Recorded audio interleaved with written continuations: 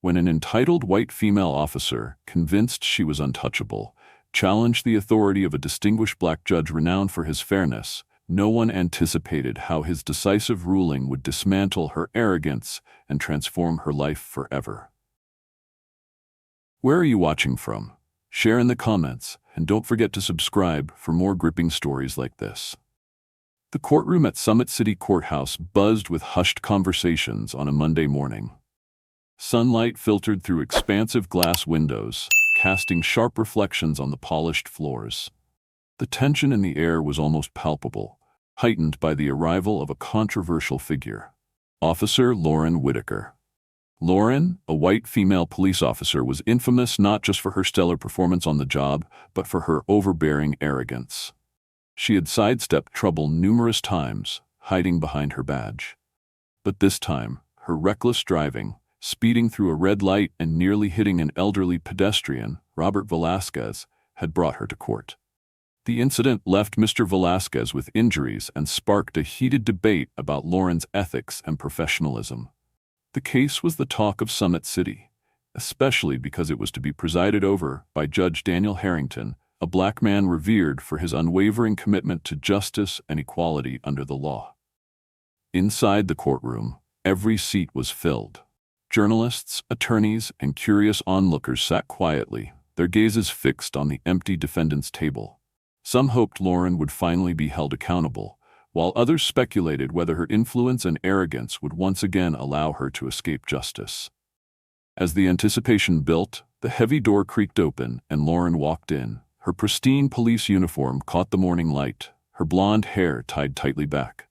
She carried herself with the poise of someone who had always commanded attention. Her piercing blue eyes swept across the room with an air of indifference, as though she were above the proceedings. The sound of her polished heels echoed sharply against the marble floor, amplifying her presence. Her attorney, visibly anxious, scurried beside her. Leaning in, he whispered urgently, "Lauren, remember to stay professional. This isn't the time for your antics." Lauren, however, simply smirked, a faint but unmistakable gesture of defiance. She said nothing and continued her steady stride, finally taking her seat at the defendant's table.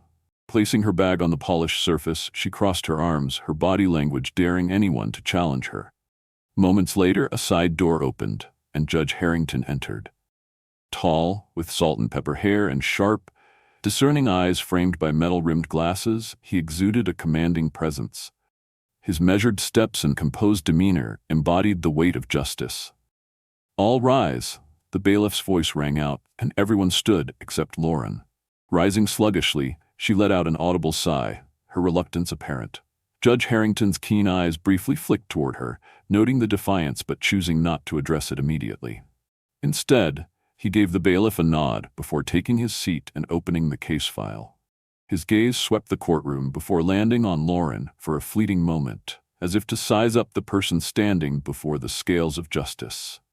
Despite maintaining her confident facade, Lauren felt a flicker of unease under the judge's sharp scrutiny. She quickly dismissed the feeling, leaning back in her chair with crossed arms and a dismissive gaze fixed on Harrington. To her, this was just another formality, a routine she had seen play out countless times before, and one she expected to handle with ease. But what Lauren didn't know was that this day would be unlike any other. Today, justice would not be denied. Lauren sat stiffly in the defendant's chair, her arms crossed tightly as though shielding herself from the weight of the room's scrutiny. She let out an exaggerated sigh, ensuring her discontent was noticed by everyone. Before her was a dark wooden table, a surface that would soon bear the evidence of her actions. Yet Lauren's gaze wandered dismissively across the courtroom, as if the proceedings were beneath her notice. The uniform she wore, a symbol of duty and responsibility, seemed at odds with her defiant posture. Her immaculately manicured nails tapped a steady rhythm on the table, the soft clicks amplifying the uneasy silence in the room. Whispers rippled through the gallery as attendees exchanged glances. A middle-aged woman leaned toward her companion and murmured, "She doesn't look like someone facing judgment. It's like she thinks this is her show." Lauren caught the comment but didn't flinch. Instead, her lips curled into a faint smirk, as though the remark only validated her misplaced confidence. Judge Harrington, seated now and scanning the case file, glanced up. His sharp, unwavering gaze met Lauren's for a brief moment, a silent reminder that in his courtroom, justice was blind to arrogance or privilege.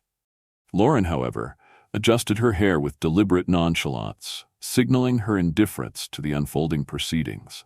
To her, this was just another case she believed she could control. But beneath her defiant facade, cracks of uncertainty began to form, heralding a reckoning she couldn't yet comprehend. By now, Judge Daniel Harrington had settled into his seat. His sharp, deliberate gaze briefly landed on Lauren Whitaker, piercing through the layers of defiance she carried like armor. Lauren didn't meet his gaze. Instead, she adjusted her blonde hair with exaggerated precision, a silent act of provocation that screamed her indifference to the proceedings. The guard's firm voice rang out, "All rise." As the courtroom collectively stood, spectators, attorneys, and clerks, Lauren remained seated. Her arms were still crossed, her chin tilted upward in defiance, her icy blue eyes fixed straight ahead. The sound of shuffling feet and the solemn silence of the room only highlighted her blatant disregard for protocol. Her lawyer, seated beside her, bent down and whispered urgently, "Lauren, stand up. This isn't a joke." Without turning her head, Lauren let out a dry laugh and murmured just loud enough for those nearby to hear, "They won't do anything to me. We both know that." The gallery's murmurs grew louder. Some frowned in disapproval, while others exchanged uneasy glances. The room fell still again, a tense silence hanging in the air like a storm cloud. Finally, Judge Harrington spoke, his voice deep and commanding. "Miss Whitaker, in my courtroom, everyone follows the rules. Stand up, immediately." For a brief moment, Lauren hesitated. Then, with deliberate slowness, she pushed her chair back and rose, her movements oozing reluctant compliance. Her hands rested on her hips and her lips curled into a mocking smile. The sharp clicks of her heels echoed as she adjusted her stance, her posture slouched and dismissive, her body language screaming defiance. Judge Harrington's expression remained calm, but his unwavering gaze spoke volumes. It silently conveyed a clear message: "I see exactly who you are." The tension in the room grew heavier. The unspoken battle between the two, a seasoned judge upholding justice and a police officer wielding privilege like a weapon, had already begun. Lauren eventually returned to her seat after a nod from the judge. Crossing her arms and legs, she adopted a posture of casual disdain, as though attending a social gathering rather than a solemn court proceeding. What she failed to realize was that her blatant disrespect only fueled the storm brewing behind Judge Harrington's bench. After a pause, Judge Harrington adjusted his glasses with deliberate calm. His voice, though quiet, carried a razor-sharp edge as he announced, "Now we will begin." With those words, the trial commenced. This was not just a case about Lauren's reckless actions, but a test of justice against unchecked arrogance and abuse of power. The silence in the courtroom was so profound you could hear the faint rustle of pages as Judge Harrington opened the case file. "Miss Whitaker," he began, his tone steady yet commanding, "you stand accused of running a red light, speeding without caution, and nearly causing a pedestrian accident. Your actions resulted in Mr. Robert Velasquez, age 68, being hospitalized with a wrist injury. Do you wish to contest these charges?" Leaning back in her chair, Lauren adjusted the collar of her uniform with exaggerated nonchalance. At the mention of Robert's name, she raised an eyebrow and smirked dismissively. "No need," she said, her tone flippant. "I just hit the gas a little. Who doesn't? Why make such a big deal out of it?" Her words sent ripples of shock through the room. Whispers of disapproval spread quickly, some spectators shaking their heads in disbelief, while others exchanged glances of outrage. Lauren's lawyer, now visibly flushed, leaned in and tugged at her sleeve. "Lauren," he hissed, "stop this. This isn't the time for jokes." But Lauren ignored him, her cold gaze fixed squarely on Judge Harrington. The judge set his pen down deliberately and raised his eyes to meet hers. His face betrayed no obvious emotion, but the intensity of his stare silenced the room. "Miss Whitaker," he said, his voice firm, "are you aware of the consequences of your actions?" Lauren laughed dryly, the sound reverberating uncomfortably in the stillness. She shrugged, her tone dripping with disdain. The guy's fine. Don't blow it out of proportion. I don't see why we're all here over something so trivial." The courtroom erupted in murmurs again. All eyes turned to Judge Harrington, awaiting his response. Yet, instead of anger, the judge maintained his composure.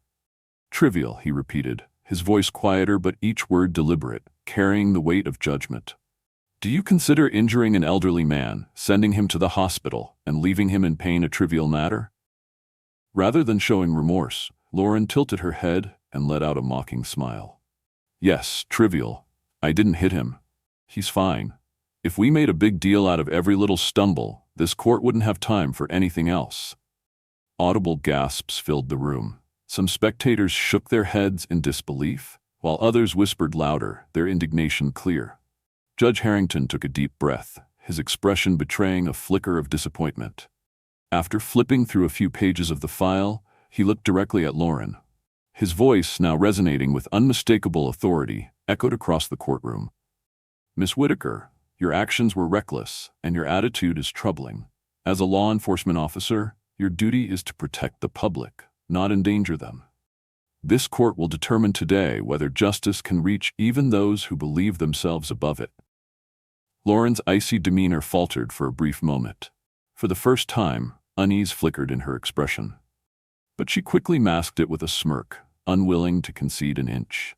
What she didn't realize was that this trial would not be like any she had encountered before. Judge Harrington wasn't just here to rule on her case, he was here to deliver a lesson she wouldn't soon forget. Audible gasps rippled through the courtroom. A few people shook their heads in disbelief, while others began whispering more audibly. Near the door, a young woman leaned toward her companion and murmured, "Does she feel no guilt at all? Is this really how a law enforcement officer behaves?" Judge Daniel Harrington took a deep breath, his gaze briefly flickering with disappointment. He flipped through a few pages in the file before leveling his sharp eyes directly at Lauren Whitaker.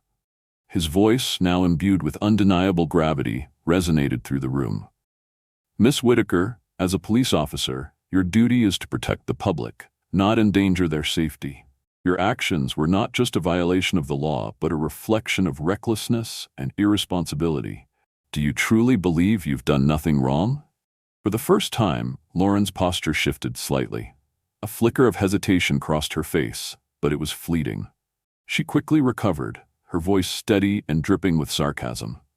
"I did what I had to do. If Mr. Velasquez hadn't stepped onto the street so carelessly, none of this would have happened." A loud gasp echoed from the gallery. All eyes turned to Lauren, astonished that she could deliver such a callous response. Judge Harrington paused, his gaze sweeping across the room, capturing the indignation on every face. He removed his glasses and leaned back slightly in his chair. When he spoke again, his tone was quieter, but carried an even greater authority. "Miss Whitaker, you are not merely standing before the law. You are standing before your own accountability. If your attitude and behavior go unchecked today, what will come next? Another reckless act? A graver consequence? Perhaps a life lost?" His words seemed to hang in the air, pressing down on everyone present. Lauren's defiant expression wavered. Though she tried to maintain her composure, a subtle crack in her confidence betrayed her. For the briefest of moments, her self-assured facade faltered under the weight of the judge's words. Breaking the tense silence, Judge Harrington gestured toward the security guard standing near the door. His voice was calm but commanding. "Bring in Mr. Robert Velasquez." The rear door of the courtroom creaked open and an older man entered. Robert Velasquez, 68, thin and frail, wore a wrinkled shirt, his right arm bandaged and cradled in a sling. He didn't glance around, his steps slow and deliberate as he moved toward the front of the courtroom. Every eye in the room followed him, including Lauren's. The confidence she had worn like armor cracked further as her eyes darted toward him. Her lips curled into a faint, forced smile. Not of remorse, but of irritation. Robert stopped at the front, standing quietly before the judge's bench. Judge Harrington nodded respectfully at him, acknowledging the quiet dignity of the man now at the center of the trial. Turning back to Lauren, the judge's voice dropped, each word landing with deliberate weight. "Miss Whitaker, this is Mr. Robert Velasquez, the man you nearly hit. Look at him." Lauren hesitated before casting a fleeting glance at Robert, her expression dismissive. She leaned back in her chair again, crossing her arms as if his presence were an inconvenience. "I've said this before," she began, her tone dismissive. "I didn't hit him. People are just overreacting." A wave of audible frustration swept through the room. A young man seated near the back shook his head and muttered, "Unbelievable. How can she say that with him standing right there?" Robert stood silently, his sorrowful eyes resting on Lauren. There was no anger in his gaze, no accusations, just quiet disappointment. His presence alone seemed to amplify the tension in the room. Judge Harrington seized the moment. Flipping through the file on his desk, he began to read aloud. His voice was steady, but each word felt like a scalpel cutting through the defense Lauren had constructed. Robert Velasquez was walking through a crosswalk legally when Miss Whitaker accelerated from behind. According to witness testimony, not only did she fail to slow down, but she honked aggressively, forcing Mr. Velasquez to jump out of the way. In doing so, he fell to the ground and sustained injuries.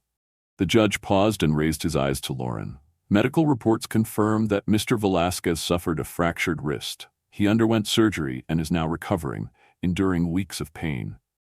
Lauren began to fidget, rubbing her hands together. For a moment, her confident demeanor faltered. She quickly regained her composure, though, and retorted with a defensive tone. "I'm not denying he fell, but it wasn't my fault. If he hadn't been so slow crossing the street, none of this would have happened." Her words sent another shockwave through the courtroom. Gasps of outrage filled the air, and several spectators openly expressed their disbelief. Judge Harrington placed his pen down carefully, leaning forward. His piercing gaze locked onto Lauren, and his voice, now icier than ever, cut through the noise. "Miss Whitaker, are you suggesting that the responsibility lies with an elderly man walking legally in a crosswalk, while you, the driver in control of the vehicle, bear no fault whatsoever?" Lauren opened her mouth to respond but hesitated, seemingly at a loss for words.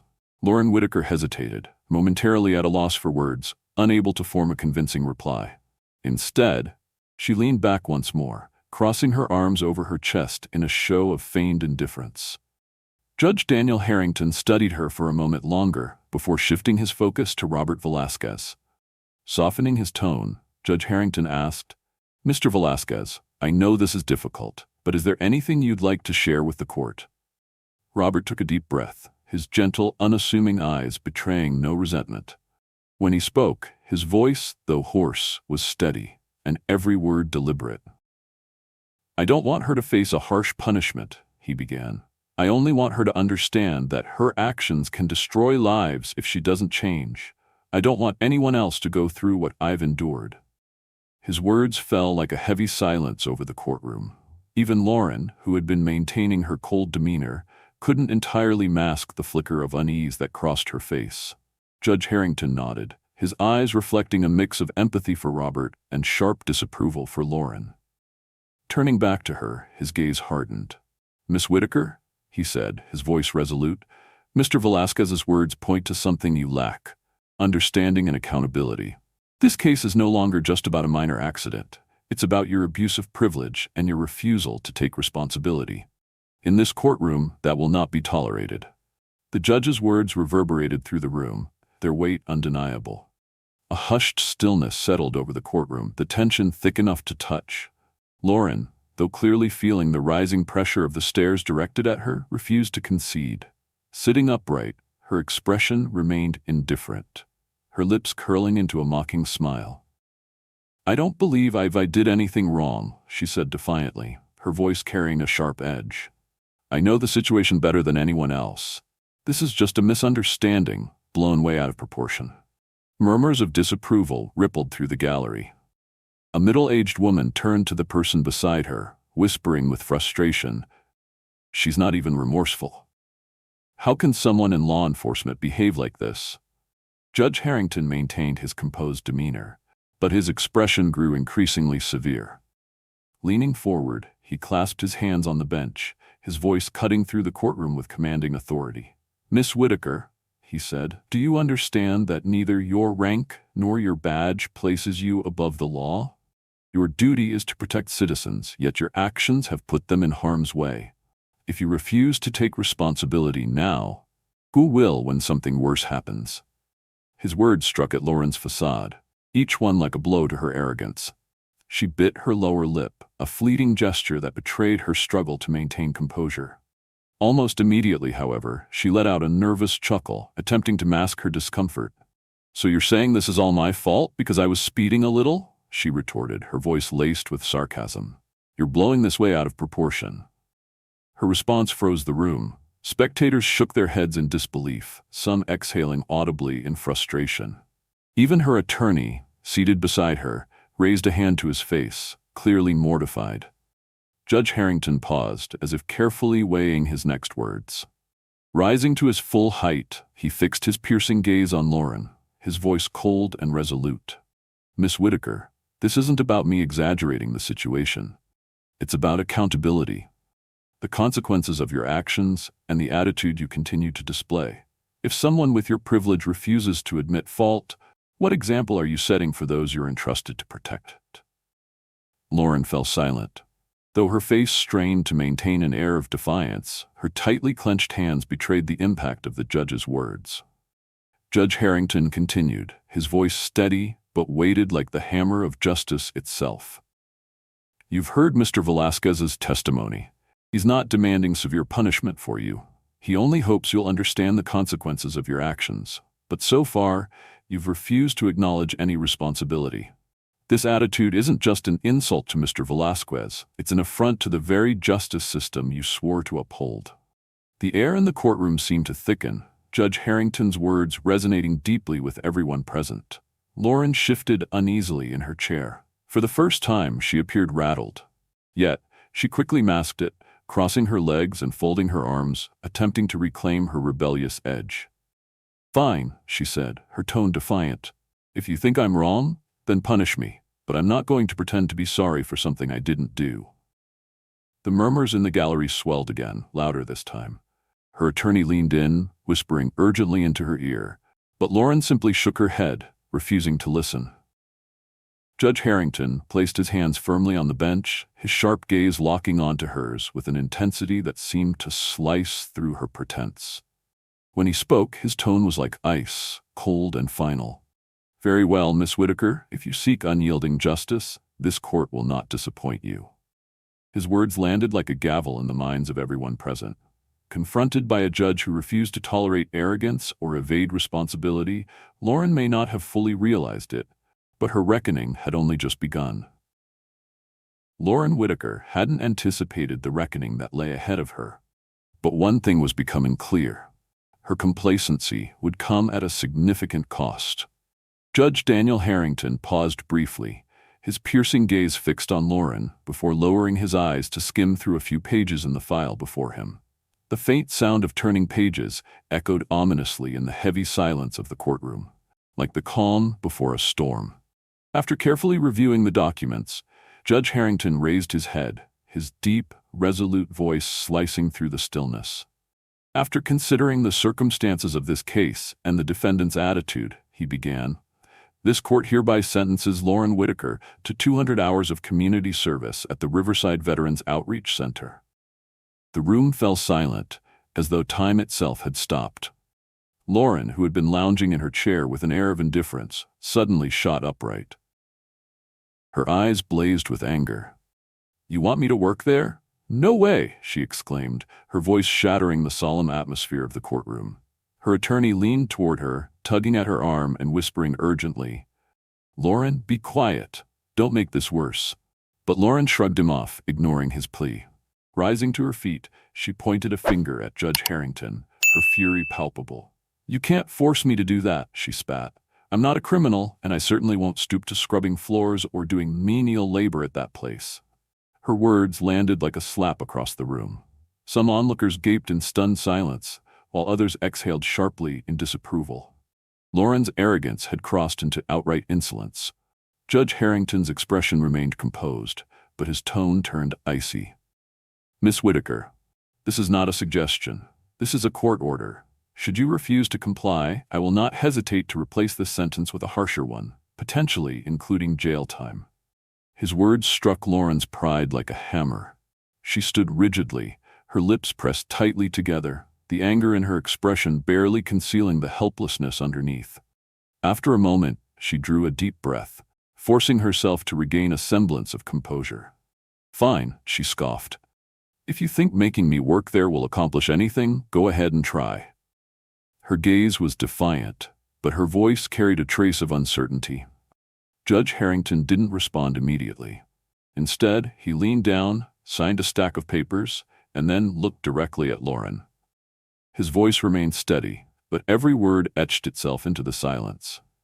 "You will report to the center daily from 8 a.m. to 4 p.m. Your duties will include meal preparation, cleaning, and assisting veterans with daily activities. The center's management will provide weekly progress reports to this court. And remember, if you fail to meet these requirements, we will reconvene here. By then, you will have no alternative." The room fell silent again. Lauren clenched her fists, her eyes blazing with suppressed rage. Turning to her attorney, she hissed through gritted teeth, "He can't do this. I'll appeal." Judge Harrington, as though anticipating her outburst, gave a slight nod. "You have the right to appeal," he said calmly. "But let me remind you, not every battle can be won through sheer arrogance." His words hung in the air like a solemn echo. The courtroom's collective attention remained fixed on Lauren, who at that moment could only lower herself into her chair, her face flushed with indignation. When Judge Harrington lifted his gavel and brought it down sharply, declaring, "Court adjourned," the sound punctuated the end of Lauren's entitlement, at least for now. Her attorney hastily gathered his documents, while Lauren sat motionless, her eyes scanning the crowd. The stares bore into her, some angry, others disappointed, and a few pitying. These gazes seared the image of her defeat into her memory. Outside the courtroom, the midday sun cast bright rays across the plaza, but for Lauren, they only illuminated the unease and alienation she tried so hard to mask.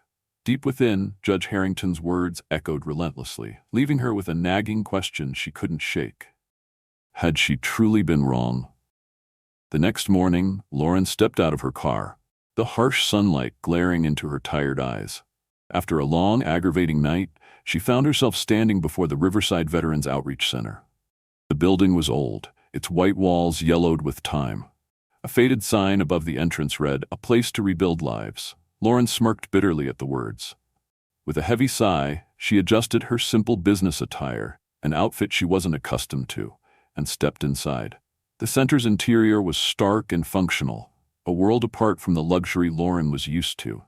Plain wooden tables were neatly arranged, and groups of veterans sat chatting, reading quietly, or gazing out the windows. The atmosphere wasn't somber, but carried a quiet resilience that felt foreign to her. A middle-aged woman with silver hair and a no-nonsense demeanor approached Lauren. This was Mary Kingston, the center's manager. Mary looked Lauren up and down, unimpressed by her presence. "You must be Whitaker," she said curtly, her voice steady and professional. Lauren nodded, forcing a faint smile as Mary Kingston handed her an apron. Mary didn't offer any words of encouragement or warmth. Instead, she pointed toward the kitchen. "Starting today, you'll be working here," Mary said briskly. "First task, help prepare breakfast." Lauren took the apron, staring at it as though it were an unfamiliar object from another world. Reluctantly, she made her way to the kitchen where a few people were chopping vegetables, frying eggs, and brewing coffee. The savory aroma filled the air, but to Lauren, it was anything but inviting. An elderly man with snow-white hair and a kind smile glanced up as she entered. "New here, huh?" he asked, his voice gentle and warm. Lauren gave a slight nod, avoiding eye contact. "I'm Sam," he introduced himself. "Today's menu is scrambled eggs and toast. Think you can help me set the tables?" Lauren wanted to refuse to explain that she wasn't here for such mundane tasks. But Judge Harrington's words echoed in her mind. This isn't a suggestion. Swallowing her protest, Lauren picked up a tray and began setting plates on the tables, methodically but with visible reluctance. She kept her distance from everyone, her eyes darting around the room as if seeking an escape. Yet her silence didn't last. A veteran with a missing arm, replaced by a prosthetic hook, sat down nearby. He didn't look at her, but instead stared at his plate. When he finally spoke, his voice was low but firm. "You're new, right? It's obvious. What do you think this place is?" Lauren looked up, startled by his bluntness. She hesitated, unsure how to respond. The man continued, his tone devoid of hostility but laced with raw truth. "We don't need your pity, if that's what you're thinking. We fought. We lost. Now we're just trying to live. You don't have to like it here, but you do have to respect it." His words left Lauren speechless. For reasons she couldn't fully understand, they stirred a faint sense of shame deep within her. The day dragged on with a series of menial tasks, clearing tables, washing dishes, and helping prepare lunch. Lauren could feel the weight of every gaze on her. Not hostile, but appraising, as if the veterans were waiting to see how she would respond. During a break, Lauren sat alone in a corner, her chair angled away from the bustling activity. From her seat, she could observe the veterans talking among themselves. Their conversations weren't filled with bitterness over what they'd lost, but with hope for what they could rebuild. A home, steady work, or simply a second chance. A young woman with striking eyes and a scar running from her cheek to her neck approached Lauren, placing a cup of coffee in front of her before sitting down. "I'm Elena," the woman said softly, her voice confident but kind. "I used to think I didn't need anyone's help until I had nothing left to hold on to." Lauren, caught off guard, didn't know how to respond. Elena offered a faint smile, her piercing gaze seeming to see straight through Lauren's carefully constructed facade. "You don't think you belong here," Elena continued. "But maybe you can learn something, if you're willing to listen." Her words, paired with her unflinching stare, unsettled Lauren. For the first time, Lauren looked down at her hands, still slightly soapy from washing dishes. She didn't feel angry or frustrated anymore, just lost. Not with the place, but with herself. When lunch began, Lauren found a spot at the far corner of a table, avoiding eye contact with those around her. Her plate of food sat untouched, long gone cold. Instead, she found herself listening intently to the murmured conversations in the room. Across from her, a middle-aged man with a sturdy build but tired eyes placed his food tray on the table. He wore an old shirt with the sleeves rolled up, revealing a long scar running down his forearm. "I'm Michael," he said, his voice deep and slightly raspy. "You're new here, aren't you?" Lauren nodded stiffly, trying to mask her discomfort. Michael smiled, the kind of smile etched by time and hardship. "I've been here for a year," he said. His voice was light, but each word carried a peculiar weight. "That's when I lost everything." Lauren couldn't help but feel a pang of curiosity, even though she didn't want to admit it. Her hesitant gaze silently invited him to continue. "I used to be an infantry soldier," Michael began, his fingers tapping lightly on the table as if to dispel some lingering memory. "Spent nearly a decade in places you've probably only seen on the news. When I came back, I thought I'd be welcomed as a hero. But no one tells you. When the war ends, the real battle begins." Michael paused, his gaze drifting toward the window as if searching through his memories. "I lost my wife, my home, even myself," he continued, his voice trembling slightly but steady. "I thought I'd sacrificed everything to protect freedom for people like you. But sometimes, I wonder, do people even remember that freedom comes with responsibility?" His words pierced through Lauren's thoughts like a sharp blade. She glanced down at her hands that had once gripped a steering wheel with reckless confidence, careless of the consequences. She struggled to find a response, but every word seemed to choke in her throat. Hands that had once gripped the steering wheel with arrogant confidence, indifferent to the consequences, now trembled slightly as Lauren struggled to respond. Every word she tried to summon seemed to stick in her throat. Michael continued, his tone devoid of blame but saturated with stark honesty. "Everything you do, whether big or small, leaves a mark. You might not see it right away, but one day it'll come back, and you have the choice to decide what that mark will be, a wound or hope." Lauren remained silent, her eyes fixed on Michael. In that moment, she no longer saw a veteran sitting before her. She saw a reflection of herself, a person adrift, living without purpose, tangled in arrogance and complacency. Michael stood, picking up his tray. Before leaving, he paused and looked at her directly. "I'm not telling you this to make you feel sorry for me," he said, his gaze steady. "I'm telling you so you understand that every one of us is responsible for what we do. And that responsibility? It doesn't go away, no matter how hard you try to ignore it." Lauren watched as Michael walked away, his words echoing in her mind, repeating like a lesson she couldn't escape. Her familiar shield of arrogance didn't vanish completely, but for the first time, it wavered. She began to feel an unsettling truth pressing against her. She might not fully understand the world around her, and maybe she needed to change before it was too late. When lunch ended, Lauren returned to her tasks, but her approach was different. The reluctance that had weighed her down in the morning was gone. She began to observe and listen to the people she had once looked down on. Slowly, a question began to form in her heart. If these people could rise after losing everything, why couldn't I change myself? The days that followed passed slowly, but they no longer carried the oppressive heaviness of her initial arrival. Lauren began to settle into the rhythm of the center, preparing meals, cleaning tables, and chatting with the veterans. At first, she kept her distance, speaking little and only doing what was necessary to complete her tasks. But over time, everything, the people, their stories, and their sincere smiles, began to seep into her world. One morning, as Lauren mopped the kitchen floor, the sound of laughter echoed from the dining hall.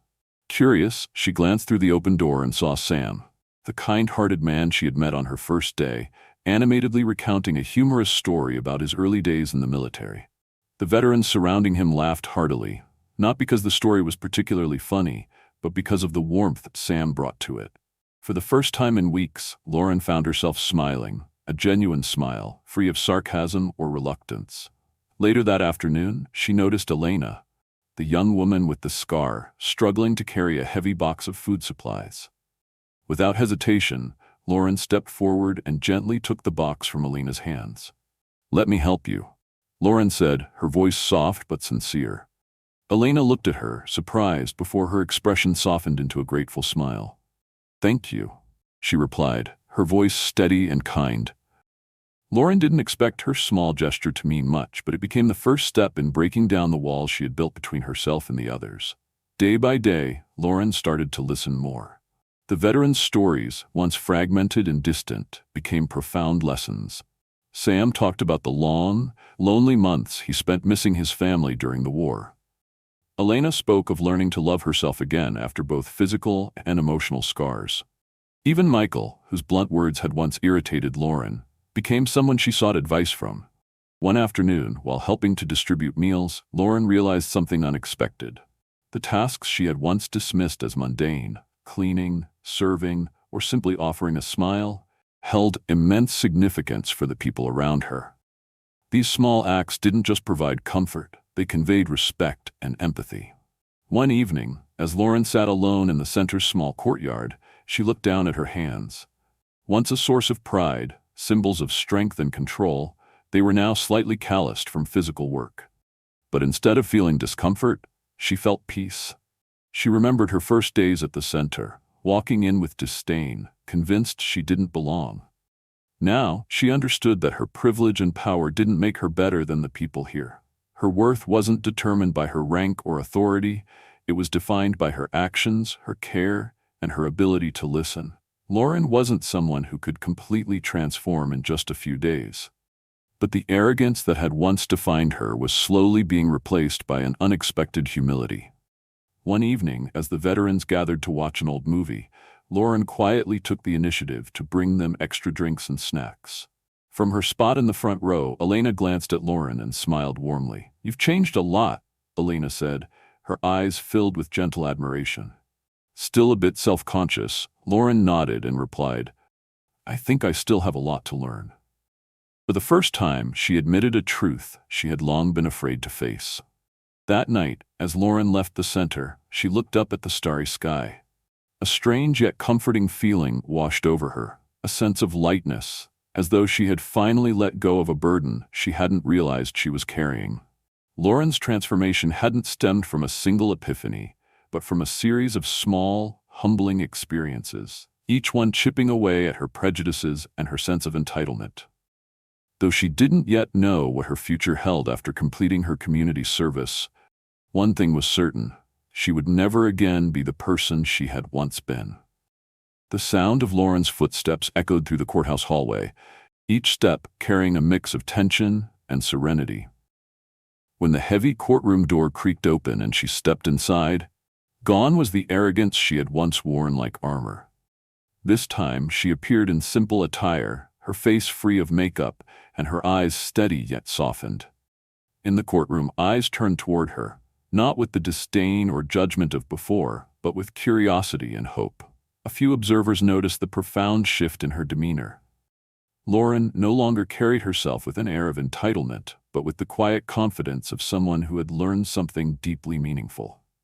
Judge Daniel Harrington was already seated, his commanding presence behind the bench still undeniable.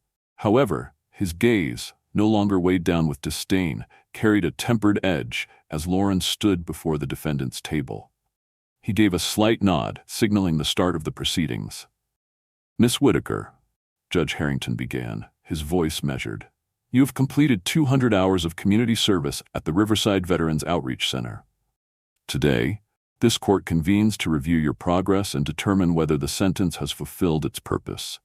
Do you have anything you wish to say?" Lauren took a deep breath, her eyes unwavering as they met the judge's. When she spoke, her voice was devoid of its former arrogance or defiance. Instead, it carried a quiet humility and sincerity. "Your Honor," she began, "when I first walked into the center, I saw it as nothing more than punishment. I didn't believe I would learn anything from it, but the people I met there—" Her voice faltered slightly as she blinked back emotion. "They taught me more than I could have imagined, about sacrifice, patience, and responsibility." She paused, steadying herself before continuing. "They don't have privilege or power, but they possess something I had lost: compassion. I realized that my privilege didn't make me better. It blinded me. I was wrong. Wrong to think I wasn't accountable, and wrong to look down on others." A hush fell over the courtroom. Lauren's words weren't just an apology. They were a genuine confession, one that resonated deeply with everyone present. Judge Harrington sat silent for a long moment, his sharp gaze fixed on Lauren. Finally he spoke, his voice calm but weighty. "Miss Whitaker," he began, "I've encountered many individuals in this courtroom. Some come here to evade responsibility. Others, like you, initially fail to see the need for change. But very few, after serving their sentence, can stand before me and speak with the clarity and sincerity you've shown today." He clasped his hands together on the bench before continuing. "A true expression of gratitude and growth, as I've often said, is shown through action. What you've learned must not end with words. It must guide how you live and work from this day forward." Lauren nodded, her eyes reflecting a newfound resolve. Before the proceedings concluded, Lauren turned toward Robert Velasquez, the man she had nearly harmed in the incident that had brought her to court.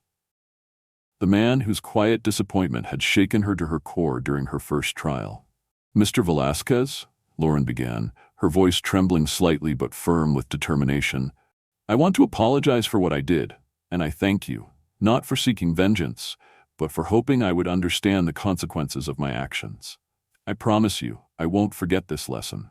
Seated among the spectators, Robert offered her a gentle smile. He nodded, his eyes no longer filled with disappointment, but with quiet faith. Judge Harrington struck the gavel, signaling the end of the session. "Miss Whitaker," he said, "the court acknowledges that you have fulfilled your sentence. I hope that from now on, every action you take reflects the lessons you've learned." Lauren bowed her head, not out of obligation, but with genuine thankfulness. As she stepped out of the courthouse, the morning sunlight touched her face, and for the first time in years, she felt unburdened. The invisible weight she had carried for so long seemed to have been lifted. She knew her journey wasn't over. The lessons she had learned at the center weren't confined to 200 hours of service. They were lessons learned in Britau. Now, she was ready to face the world, not with arrogance, but with the humility and responsibility she had rediscovered. Lauren hesitated in front of the courthouse door, her gaze wavering as she glanced toward Robert Velasquez, who sat quietly in the gallery. He seemed oblivious to her glance, gently adjusting the sling on his injured arm. His face no longer bore the exhaustion it had when they first met, but his calmness made Lauren feel self-conscious. Taking a deep breath, she gathered her courage and approached him. Her soft footsteps echoed, drawing his gaze upward. Robert Velasquez looked up as Lauren Whitaker approached, her footsteps hesitant. When their eyes met, she stopped, her own eyes brimming with the guilt she had carried for so long. "Mr. Velasquez," she began, her voice trembling but sincere, "I'm so sorry for what happened. I never intended to hurt you." She bowed her head deeply, a gesture of remorse that words alone couldn't fully convey. In that moment, the arrogance that had once defined her was gone. Lauren was no longer a woman evading responsibility. She was someone standing before the consequences of her actions with genuine humility. Robert remained silent for a moment, his gaze gentle and devoid of the disappointment she had seen before. All that was left in his expression was a profound empathy. He smiled softly and spoke, his voice calm yet firm. "I don't need an apology, Miss Whitaker. I just need you to understand." Lauren looked up at him, her eyes blinking back tears as she absorbed his words. "I do understand," she replied, her voice steadier now. "I understand that my actions could have led to far worse consequences, and I understand that I need to take responsibility, not just to you, but to everyone around me." Robert nodded, his expression showing a trace of relief. "If you truly understand, then I trust you'll never let something like this happen again. Recognizing our mistakes," he added, "is the first step toward becoming a better version of ourselves." A sense of relief washed over Lauren, one she hadn't experienced in a long time. She hadn't expected such a simple apology to bring so much clarity, a release from the guilt and pride that had weighed her down. "Thank you," she said softly, her voice filled with gratitude. Robert stood, his injured arm securely supported in the sling. Before leaving, he turned to her one last time, his gaze steady. "You're a strong person, Miss Whitaker, but real strength doesn't come from power or status. It comes from how you use them to make things better." His words etched themselves deeply into Lauren's mind. She watched as he walked out of the courtroom, his figure disappearing through the doors.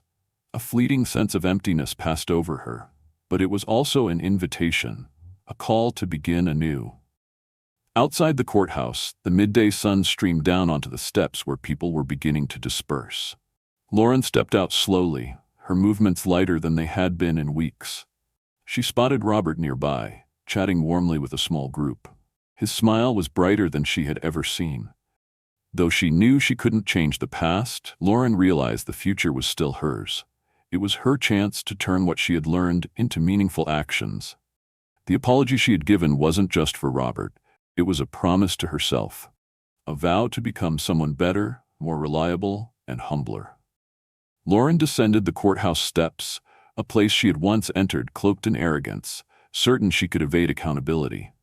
But this time, she walked away with a completely different mindset. Her face no longer carried its rigid mask, and her eyes no longer gleamed with defiance. Instead, she looked like someone who had emerged from a long, grueling battle, not to win, but to rediscover herself. Her car was parked nearby, but Lauren didn't hurry to it. She paused, tilting her head back to gaze at the clear blue sky. A gentle breeze swept by, carrying a soothing sensation, a fresh start she hadn't realized she needed. 2 days later, Lauren stood once again at the doors of the Riverside Veterans Outreach Center. This time, there was no heavy burden weighing her down as she stepped inside, only an inexplicable sense of peace. A few veterans recognized her immediately. Sam, the ever-smiling and kind-hearted man, approached her with a look of surprise. "Lauren," he said warmly, "I thought you completed your community service." She nodded, her smile soft but resolute. "I did, but I wanted to come back. This time, not because I have to, but because I truly want to help." Sam said nothing more, simply giving her a gentle pat on the shoulder, a silent gesture of encouragement. Lauren began again with the familiar tasks, preparing meals, cleaning tables, and chatting with the veterans. But this time, these actions didn't feel like a burden. They became her way of connecting with the people who had profoundly changed her life. One afternoon, while sorting through donation boxes, Elena, her scarred but resilient friend, stood beside her. "You really came back," Elena said, her tone a mix of surprise and quiet joy. Lauren nodded, her voice calm yet resolute. "I made a promise to myself," she said. "If they can rebuild their lives after losing so much, I have no excuse not to try." Over time, helping at the center became an integral part of Lauren's life. She didn't just take on daily tasks, but also began organizing fundraisers, seeking sponsorships, and connecting the center with the broader community. Lauren's story began to spread, becoming a living testament to the power of transformation and compassion. No longer seen as the arrogant officer who had abused her authority, she became a symbol of redemption and the ability to rebuild one's life.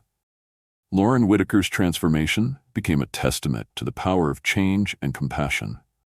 No longer seen as the arrogant police officer, once criticized for her abuse of authority, Lauren became a symbol of redemption and the ability to rebuild a life. She never forgot the harsh early days at the center. Michael's blunt but honest words, Elena's steadfast yet gentle gaze, and most of all, Robert Velasquez's forgiving smile. These lessons not only reshaped Lauren's view of the world, but also reshaped her entirely.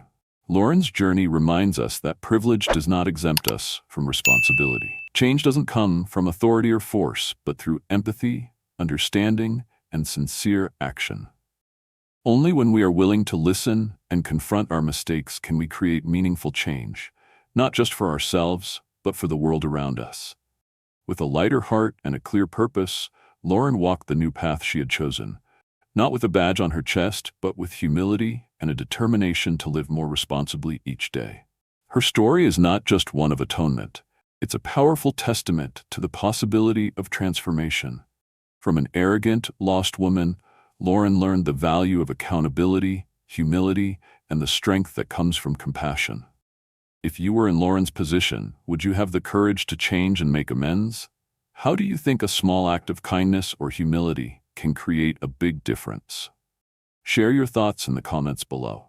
If this story moved or inspired you, don't forget to like, share it with your friends, and subscribe to our channel for more meaningful content.